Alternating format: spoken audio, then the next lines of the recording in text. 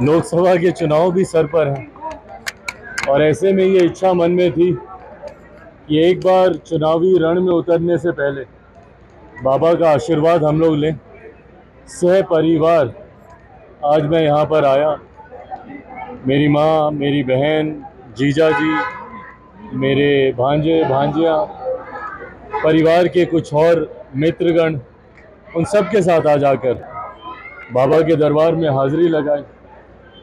जहाँ एक तरफ देशवासियों के लिए आने वाला समय एक बेहतर समय साबित हो, वहीं आने वाले समय में पुनः एनडीए की मजबूत सरकार बने। हमारे प्रधानमंत्री जी का जो लक्ष्य है 400 से ज़्यादा सीटें जीतकर एनडीए सरकार बनाए, उस लक्ष्य को हम लोग प्राप्त कर सकें, इसकी मनोकामना भी लेकर आज बाबा के दरबार में हम लोगों ने हाजिरी लगाई। आपको 5 सीटें दी गई है, तो क्या स्थिति रहेगी बिहार में और एनडीए को कितनी सीटें मिलेगी? देखिए, मैं बिहार से आता हूं और बिहार के गांव-गांव, घर-घर घूमने का काम मैंने पिछले 2.5-3 सालों में किया। ये मेरे विश्वास को बढ़ाता है कि बिहार की 40 की 40 सीटें लोक जनशक्ति पार्टी, 40 की 40 सीटें हमारा एनडीए गठबंधन जीतेगा।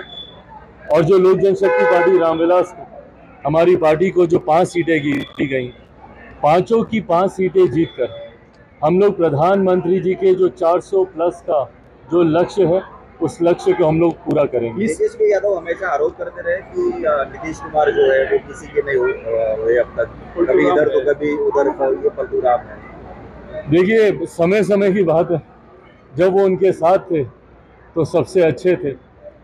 ये हकीकत है, सत्ता में रहने का मोह जितने विपक्ष के दल हैं अभी, और ख़ास तौर पर राष्ट्रीय जनता दल, सत्ता में कैसे आए, इस बात के लिए हमेशा वो प्रयासरत रहते और ऐसे में उन्होंने हर संभव गठबंधन करने का उन्होंने कार्य किया। बट बहरहाल मैं ये मानता हूँ कि अंतोगत्वा जनता ही सब कुछ निर्धारित करती है। ऐसे में बिहार की जनता ने इस बार मन बना लिया है कि लोकसभा की 40 सीटें एनडीए गठबंधन के प्रत्याशियों को जिताना है।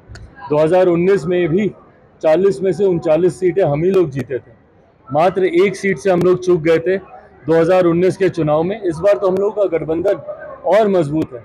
पिछली बार 3 दलों का ये गठबंधन था, इस बार 5 दलों का ये गठबंधन है। तो पहले से बड़ी ताकत के साथ हम लोग चुनावी रण में उतर रहे हैं और पुनः विश्वास के साथ कहता हूं 40 की 40 सीटें हम लोग जीतेंगे। इस बार के लोग वही आके रुक गया है जो 2021 में परिस्थिति थी, उससे उल्टी परिस्थिति अब हो गई है। अब भाजपा के नजदीक पहुंच चुके, पहले दूर थे। तो क्या लगता है आपके जो वोट शेयर है उसको लेकर भाजपा काफी आपके साथ आना चाहते हैं? इसी को कहते हैं सत्यमेव जयते।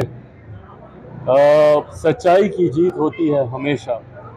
जिस तरीके से मेरे अपनों के ही द्वारा कुछ षड्यंत्र मेरे पार्टी के खिलाफ रचे गए, मेरे अपने अगर मेरे साथ होते तो संभवतः मेरा परिवार भी कभी नहीं टूटता, पर वो परिस्थितियां अलग थी।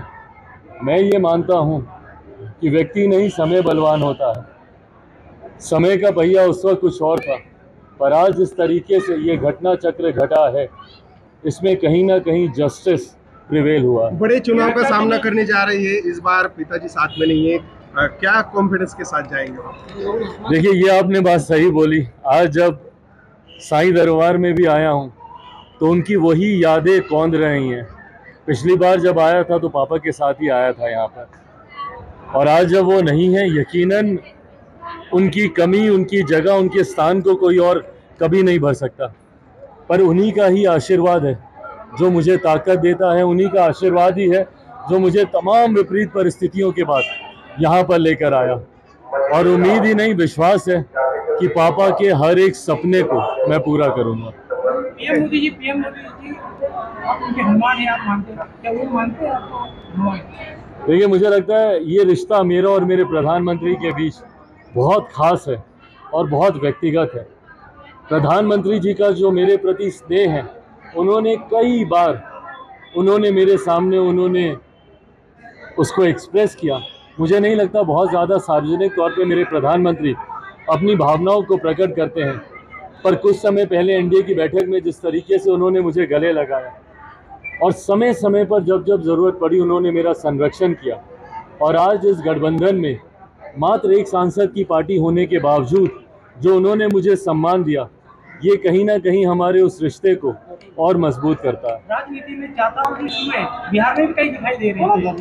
बिल्कुल दिखाई दे रही है, यहाँ पर भी दिखाई दी, वहाँ पर भी दिखाई दे रही है। पर मैं बार बार इसी बात को कहता हूँ, जिनके साथ जनता है और जो सच के साथ है, उनको कभी कोई भी झुका नहीं सकता। क्षणिक भर के लिए संभवतः कठिनाइयाँ आती हैं, पर अंतोगत्वा जीत हमेशा सत्य की होती है। मेरे घर के बड़ों को ही ये फैसला करना है। पापा के जाने के बाद घर के सबसे बड़े वही हैं। उस वक्त परिवार से अलग होने का, मुझे पार्टी से अलग करने का फैसला भी उन्हीं का था। आज साथ आते हैं या नहीं आते हैं, ये फैसला पुनः परिवार के बड़े होने के नाते उन्हीं को लेना है।